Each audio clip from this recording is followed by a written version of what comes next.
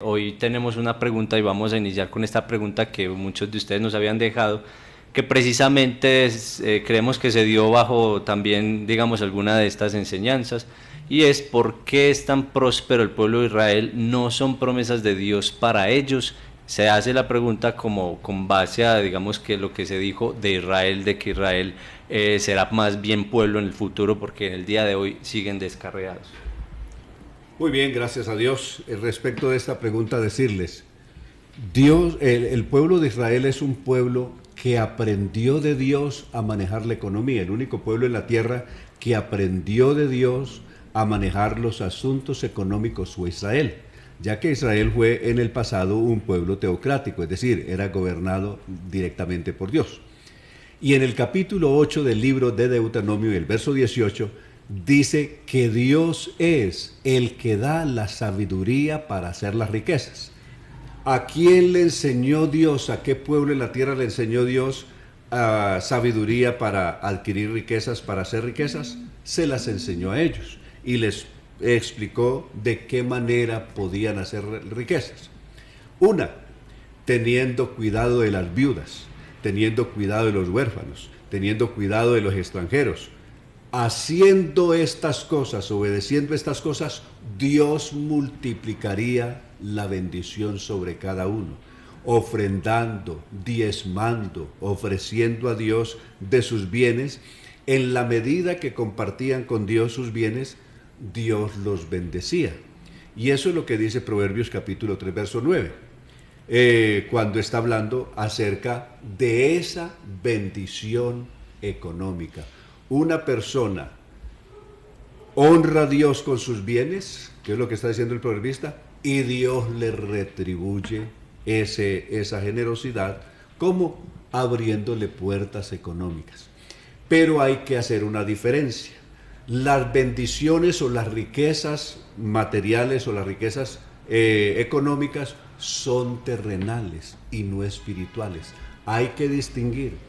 Hay personas que incluso son ateos y tienen enormes riquezas, pero eso no significa que por tener tanta riqueza y ser tan exitosos aquí como Bezos o como cualquiera otro, eso vayan para el cielo, porque sean prósperos económicamente aquí.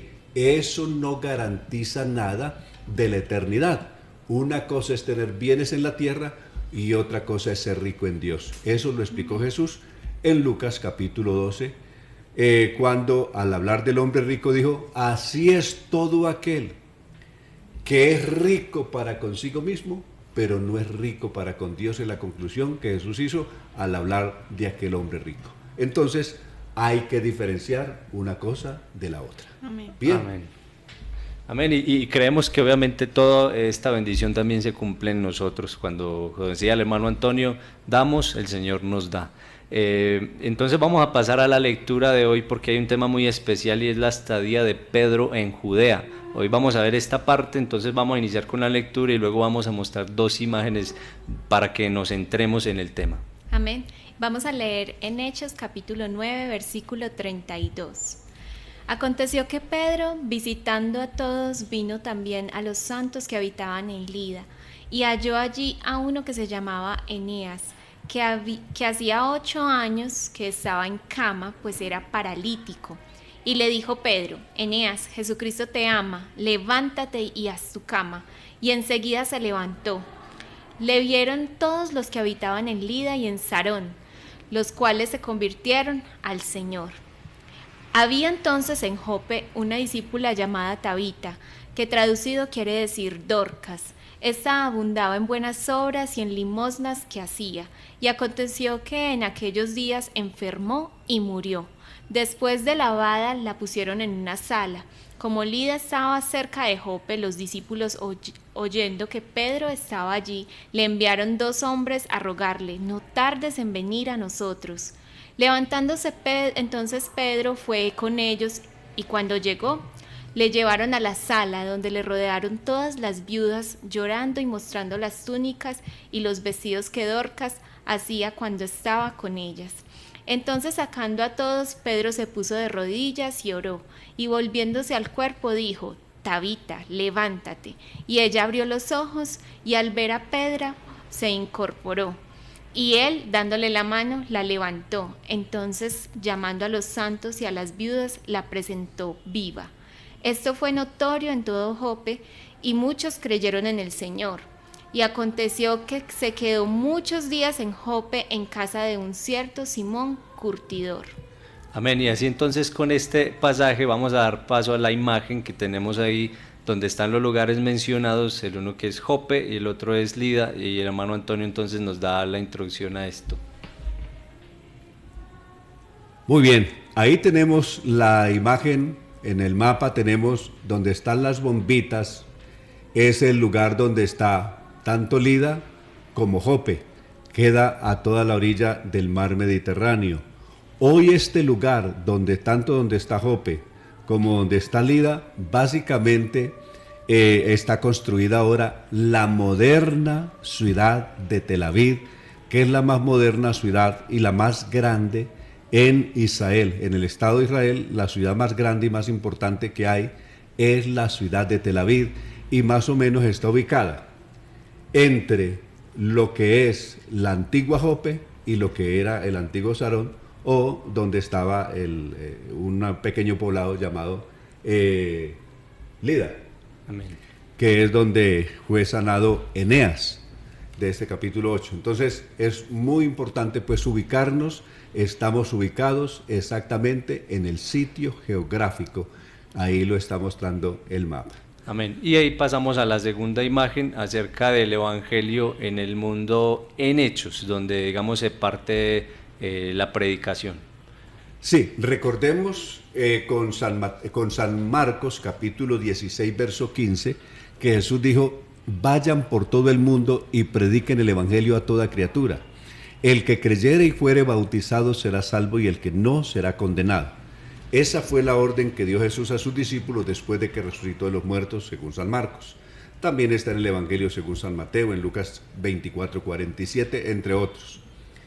En Hechos capítulo 1, Jesús, antes de ascender al cielo, también les dijo: me seréis testigos, seréis llenos del Espíritu Santo, y me seréis testigos en Jerusalén, en Judea, en Samaria y hasta lo último de la tierra.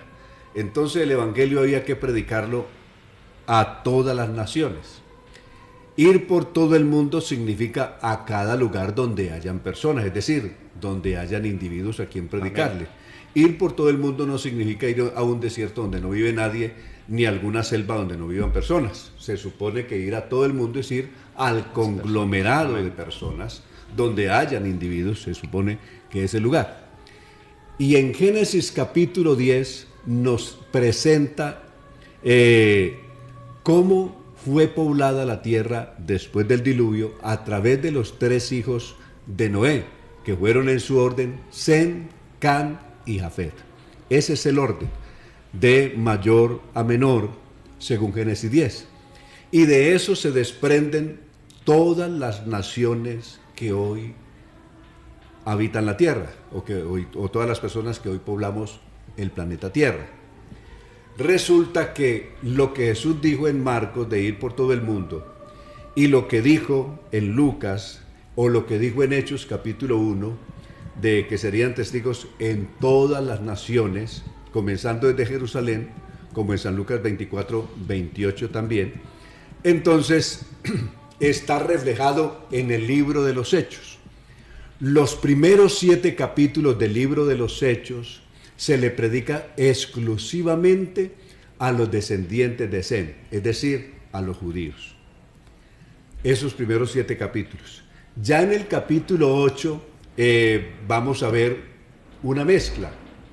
En el capítulo 8 se le predica el Evangelio a los samaritanos, y los samaritanos era una mezcla entre judíos y otras naciones del mundo, incluyendo personas de Cam, personas de Jafet, la mezcla que se había hecho según el capítulo 17 de Segunda de Crónicas, como la gente que había allí, la gente importante que habían allí, que eran de origen judío, fueron llevados por las naciones, y se dejó solamente los judíos más pobres, se dejaron allí, y trajeron gente de otra parte. Eso lo hizo el imperio asirio, y esta gente que fueron traídos de otras naciones ahí, pues se mezclan con los judíos que habían habido allí, de tal manera de que los samaritanos eran una mezcla, ya no judía, sino un mestizaje de personas que se habían mezclado con otras razas diversas, incluyendo descendientes de Cam y descendientes de Jafet.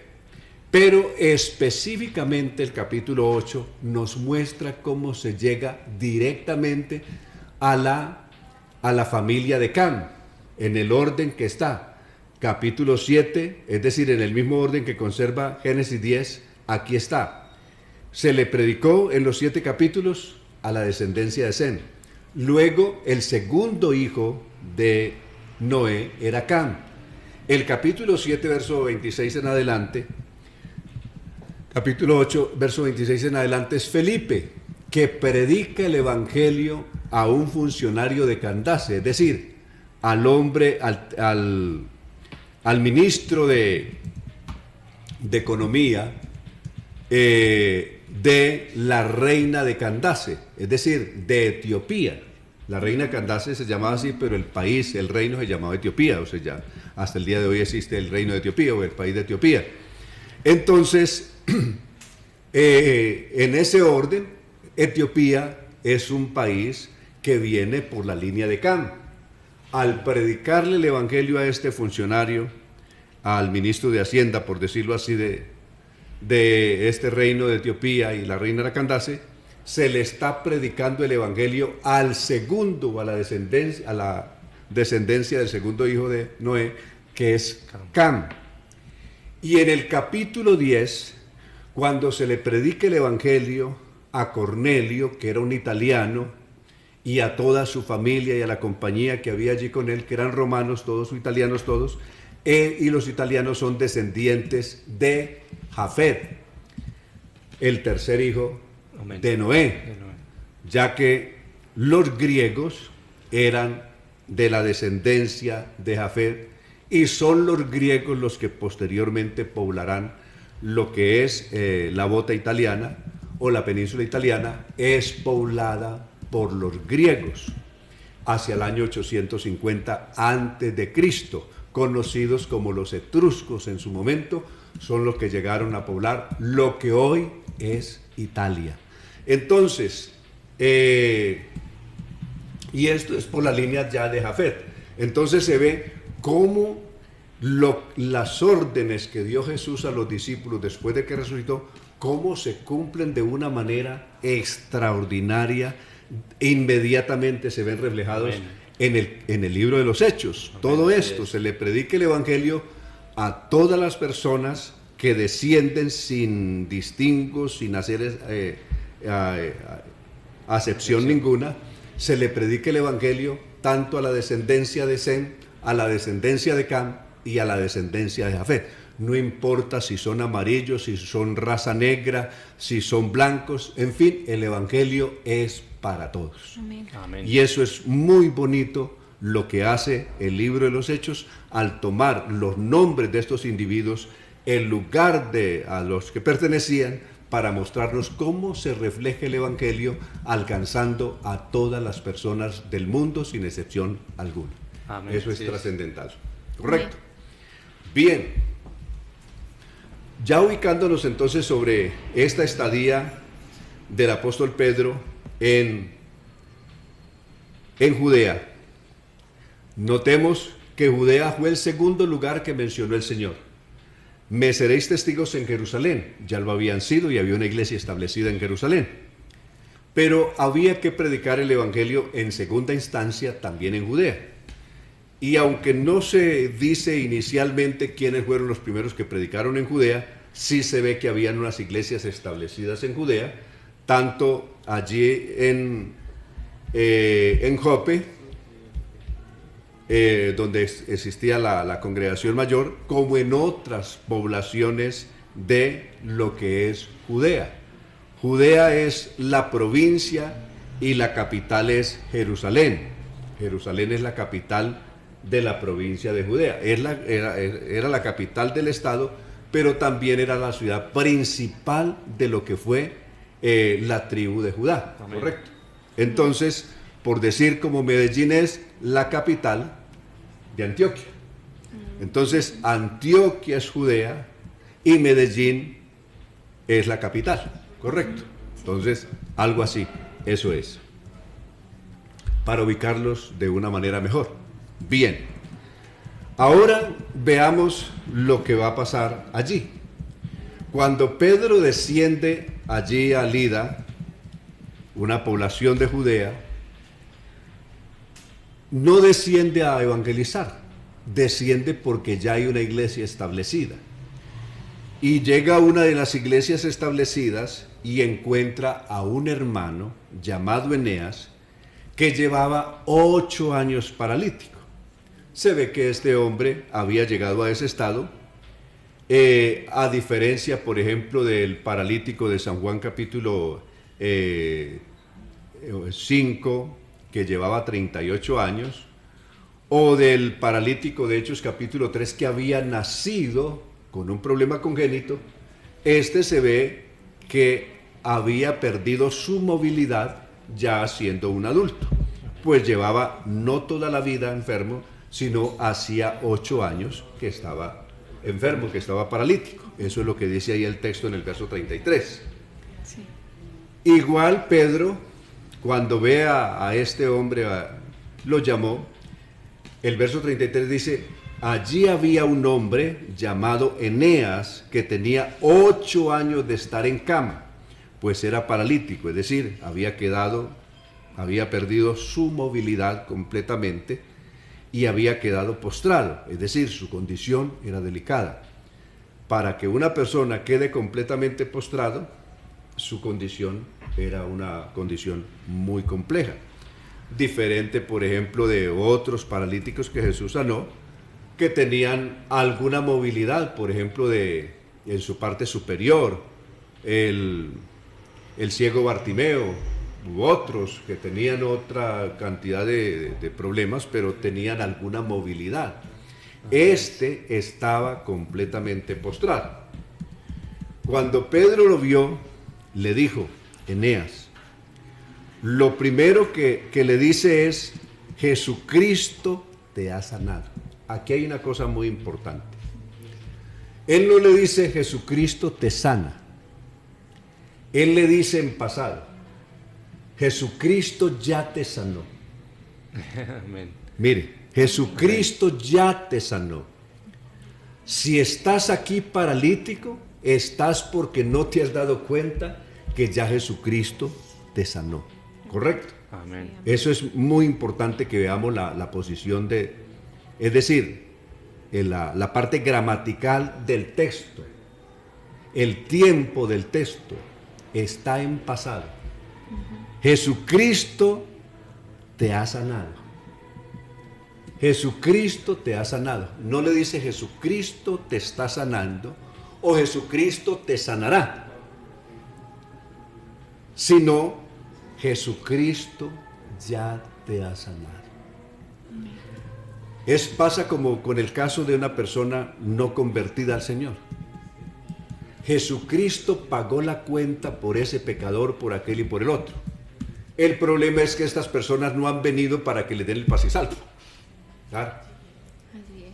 La persona necesita llegar a Jesucristo para que le dé el paz y salvo de su perdón, del pago que Jesucristo hizo a su favor en la cruz del Calvario.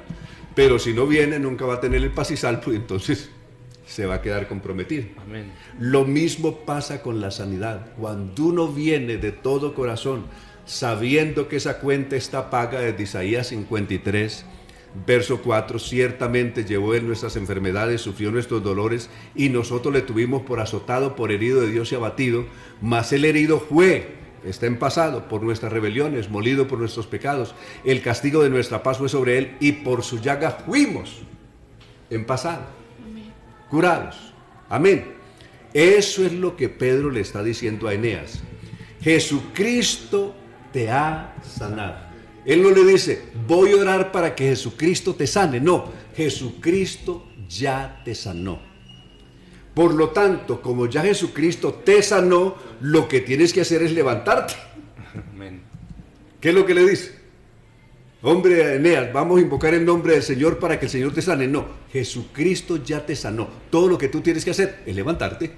Hacer la cama. Levántate y arréglate. Es decir, has estado ahí postrado como rendido sin arreglarte, quizás hasta sin bañarse. El pobre hombre no siga en esa condición, hombre. Levántese y arréglese. Amén. Así es. Que ya su cuenta, eso fue pago. Y Eneas se levantó enseguida. Cuando él escuchó eso, mire que a diferencia de aquel hombre de Hechos 3, en el Hechos 3, Pedro y Juan dijeron, en el nombre de Jesucristo de Nazaret, levántate y anda. Aquí Pedro no le invoca el nombre, es que es un hermano que lleva el nombre sobre sí. Entonces, si es un hermano, Jesucristo ya pagó su cuenta. Entonces, lo que usted tiene que hacer es levantarse. Amén. Así es. Levántate y arréglate. Y Eneas se levantó enseguida. Qué importante es eso. Al ver esto, los habitantes de Lida y de Sarón se convirtieron al Señor. Es decir, esto produjo un impacto tremendo en las personas de allí que no eran convertidas, y los impactó tanto la gente de Lida como la de un lugar fértil que hay alrededor, porque esto es toda una llanura. Hay un lugar fértil donde se cosechaba y aún se cosecha hasta el día de hoy. Y las personas de esta parte se convirtieron al Señor, dice el verso 35. Amén. Entonces eso produjo un efecto tremendo, produciendo la fe en muchas personas que llegaron a la salvación también. Qué importante es todo eso. Por eso, hermanos que están allí, en sus casas, en sus lugares, la importancia de leer paso a paso la Biblia. Amén. Y de no pasar detalles tan importantes como este que acabamos de mirar y otros importantes que habrá que seguir viendo. ¿Correcto? Siempre leer la Biblia fijándonos en todos los detalles que están allí puestos. Cada detalle que quedó ahí no fue en vano. Si el Espíritu Santo quiso que todos estos detalles quedaran, es para bendición nuestra. Amén. Y para que nosotros estemos atentos y así nuestra fe pueda ser una fe plenamente formada, no en fantasías religiosas, sino en la verdad de Dios.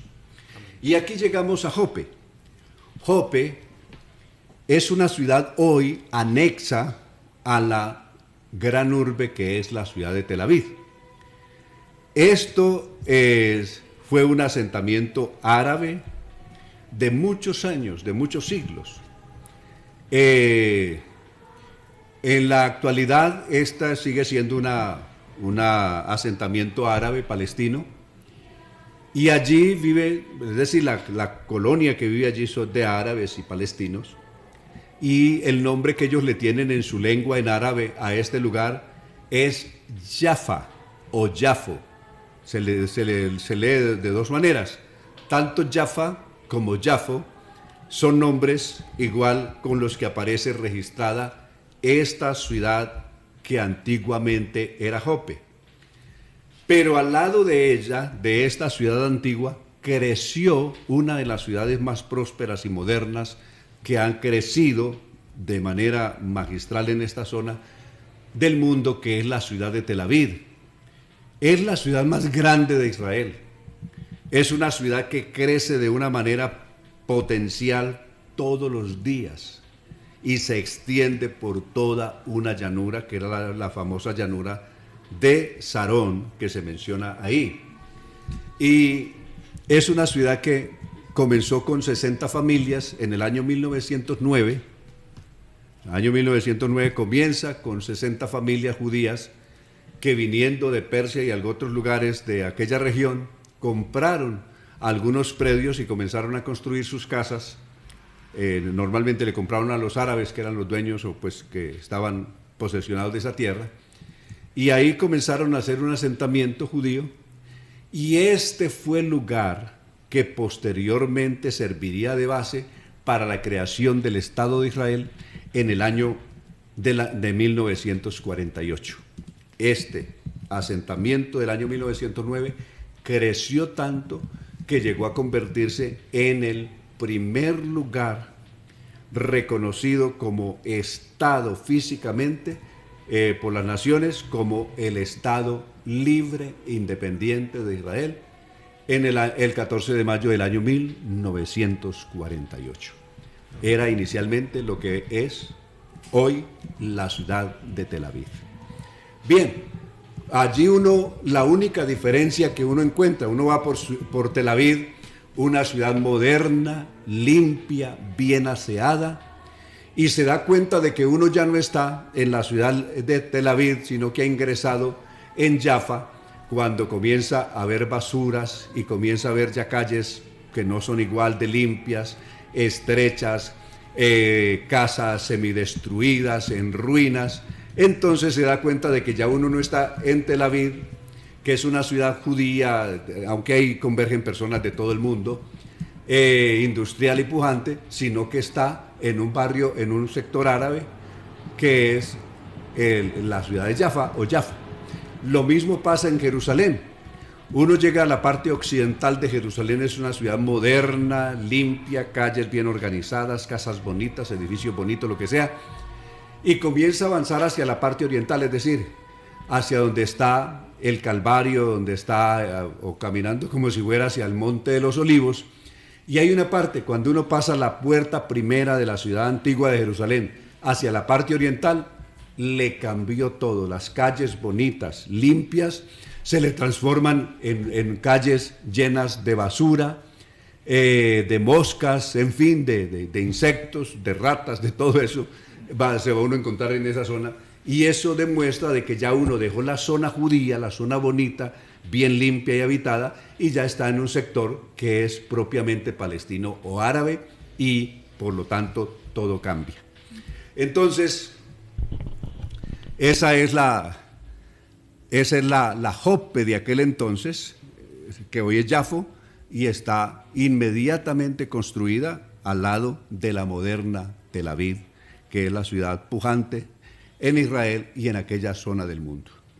Bien, a este lugar llegó Pedro, y llegó por una circunstancia especial. Pedro normalmente no había venido a Joppe. Él había llegado hasta Lida, y allí había, pues imagino que al convertirse por la sanidad de Eneas, convertirse al Señor toda esta gente, pues el hombre está en pleno avivamiento, bautizando personas, doctrinando personas, bautizando personas en aquella zona, y de pronto le llega una noticia, le llegan unos enviados. Están mandando por él para que se mueva a Joppe, porque la iglesia en Joppe lo necesita urgente.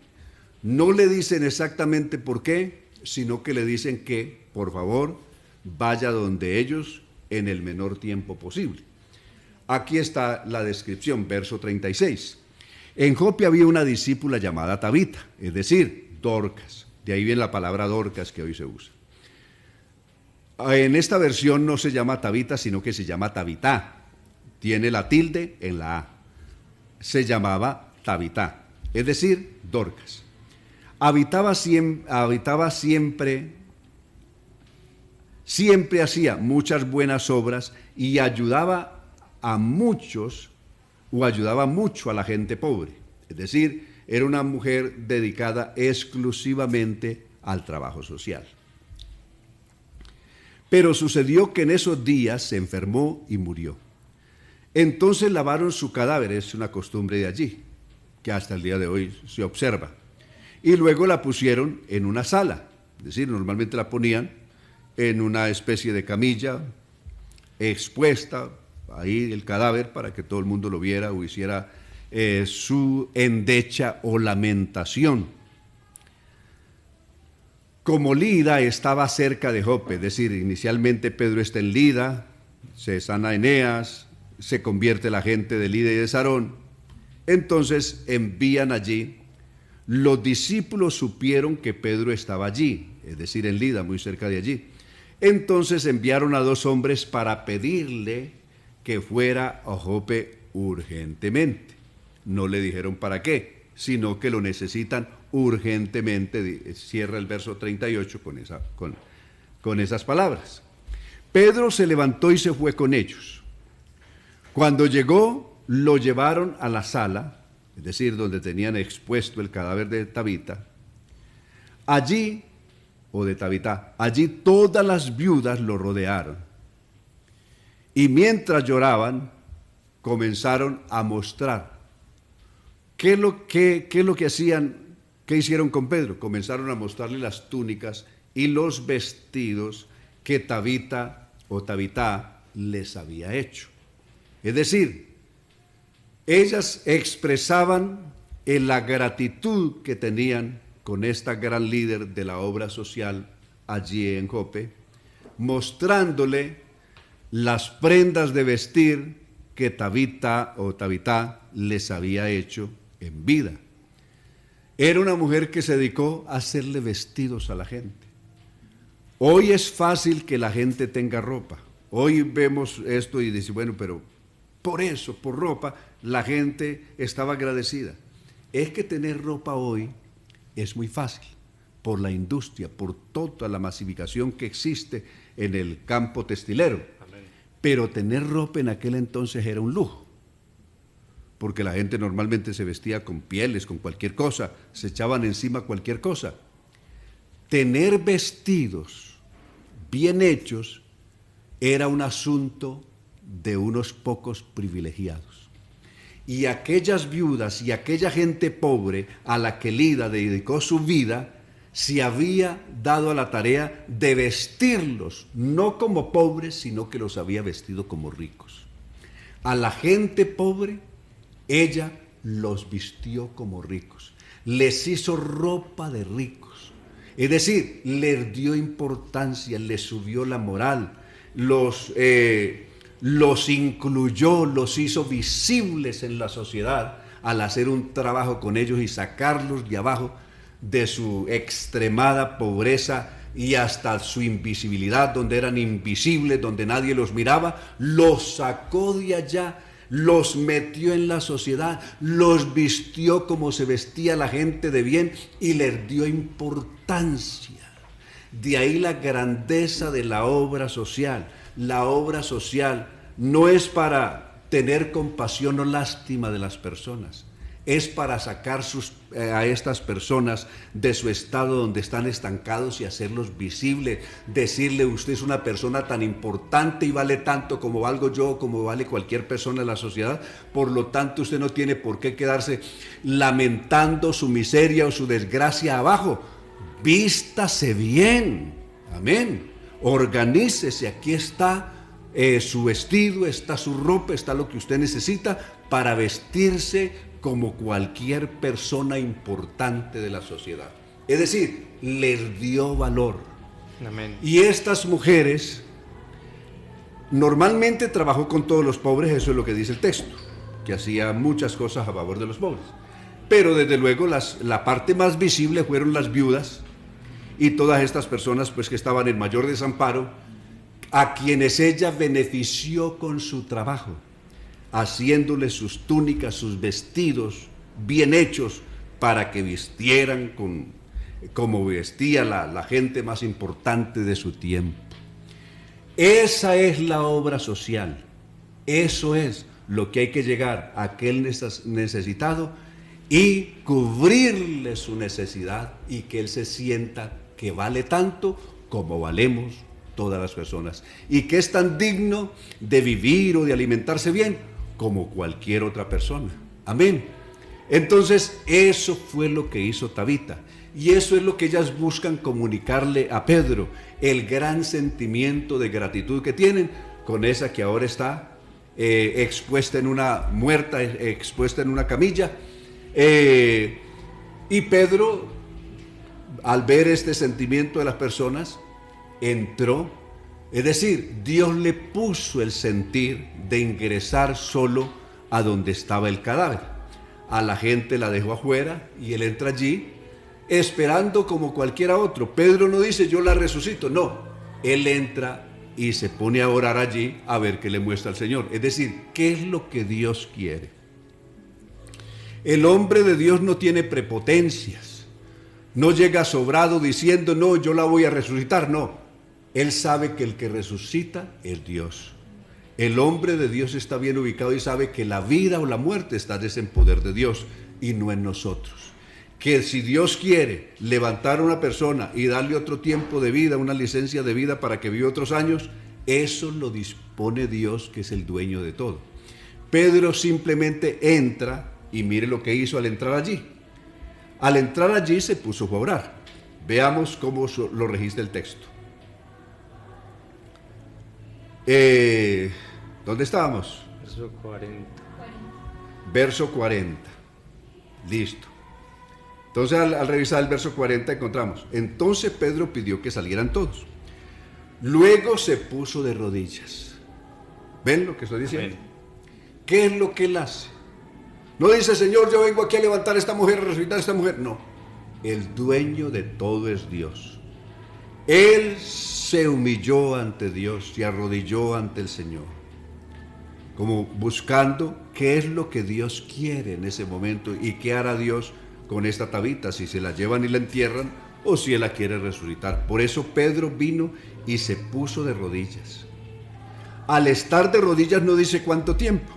Al estar de rodillas allí, Pedro recibe una señal de Dios o recibe un sentir de Dios de que Dios quería darle otros días de vida a esta hermana.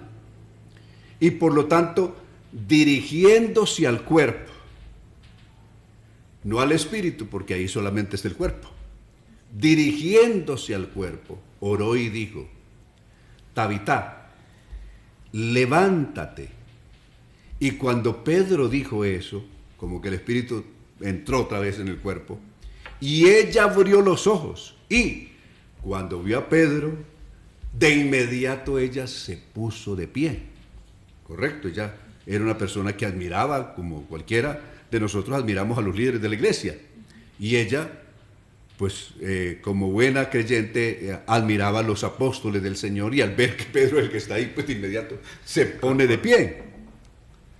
Y Pedro le dio la mano, la levantó, luego llamó a los santos y a las viudas y les entregó viva a Tabitá.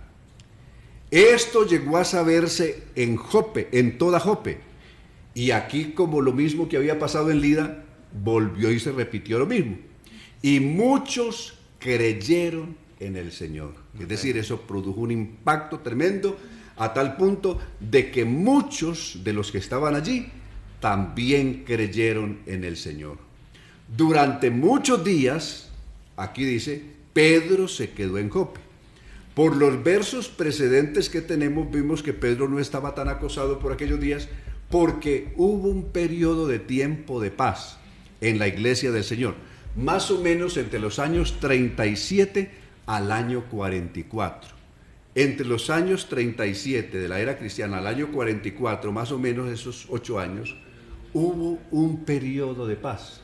Después vendrían ya los famosos brotes de la guerra judío-romana, que muchos radicales en Jerusalén y en Israel se rebelaron contra Roma y comenzaron los conflictos y comenzaron a matar personas propias de los romanos y hacer atentados y lo que sea, y ahí se acabó la paz para toda aquella tierra, porque los romanos comenzaron a arrasar con todo, sin importar si eran cristianos o no lo era.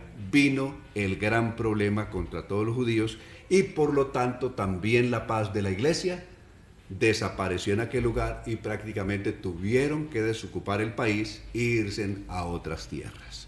Entonces, por eso Pedro se queda calmadamente por esos días, tranquilo, muchos días en Jope y en Lida, porque los versos precedentes que leímos, había paz, o la iglesia tenía paz por aquellos días en toda aquella tierra. Amén. Entonces, he ahí pues lo trascendental y lo importante de este gran pasaje con el que cierra el capítulo 9 del libro de los Hechos.